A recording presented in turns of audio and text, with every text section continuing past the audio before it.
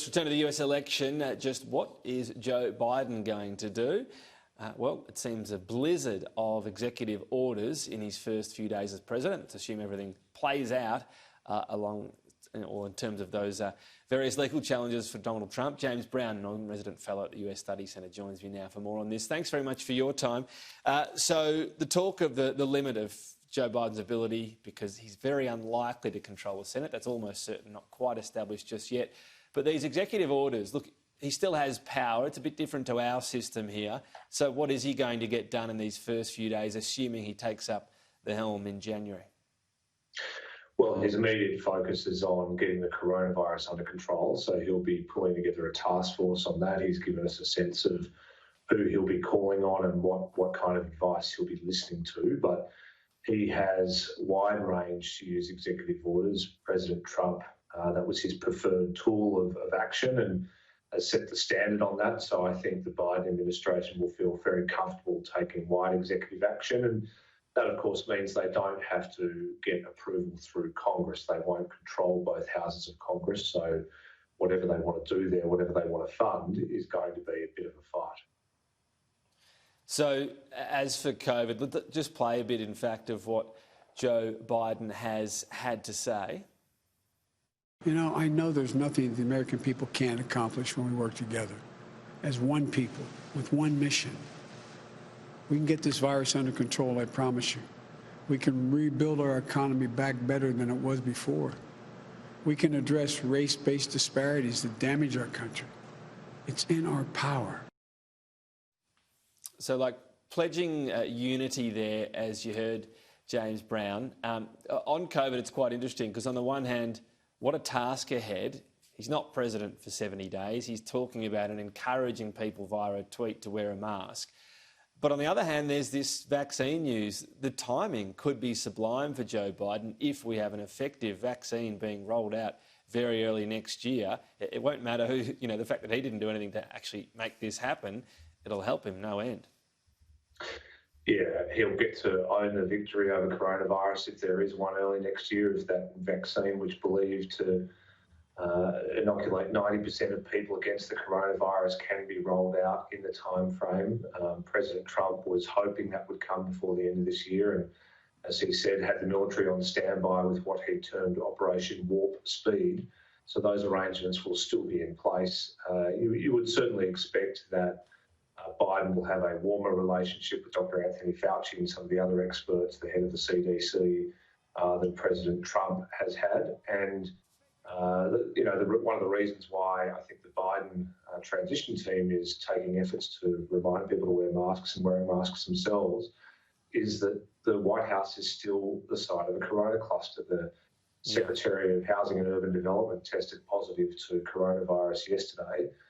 He was in the White House around the time of the election, interacting with a lot of the cabinet. So there's still some risks about damage to, potential exposure to key personnel on both sides that need to be carefully managed.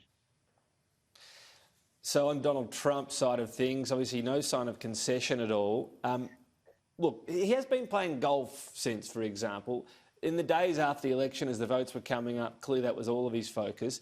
Do we see that as a sign that ultimately there is a life to go back to for him? Why would you sit there for 70 days with a forlorn hope of doing anything?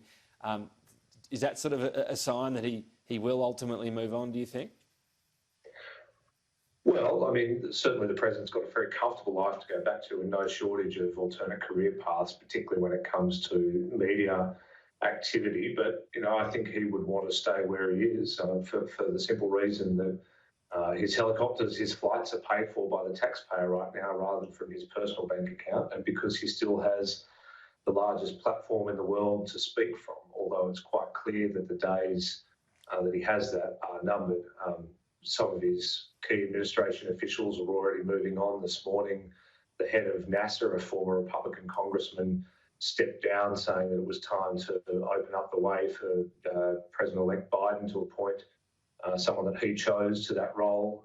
We saw overnight the president firing the defence secretary, which there's been no love lost between those two since June, when the defence secretary clarified the role of the military in domestic protests after the president had threaten to deploy them on the streets of America.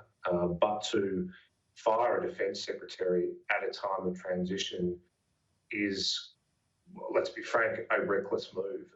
America's adversaries are watching for any sign of instability that could be capitalised on.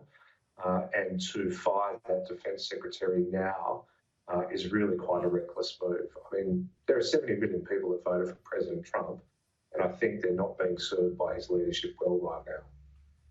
So just finally as well, obviously there's a big focus on Republican figures. Some are, well, gently speaking out, talking about and congratulating Joe Biden, for example. Most of them have a former in their title. George W. Bush, for one, the one still in the role, if you look at Mitch McConnell, seem to still be supporting Donald Trump for the most part.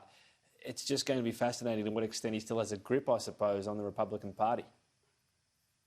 Well, Donald Trump, his political legacy is assured now. I mean, he is the Republican Party. His views, his policies, his instincts are the Republican Party's instincts. And so Mitch McConnell's a smart operator. He knows that to go against Trump's base is to go against the people that support him and keep him in power. So he'll be mindful of that. And look, a challenger, a successor to Donald Trump will appear, but not just yet. I think there's a coterie of people, whether it's Pompeo, Cotton, Haley, Josh Hawley, who would all like to be the leaders of the Republican Party, not least of which is the outgoing Vice President Mike Pence, and they will reveal themselves at the right time by their political calculations. But now is not that time. The president still commands incredible influence in the United States and will do for some time to come. James Brown, always good to talk. Thank you.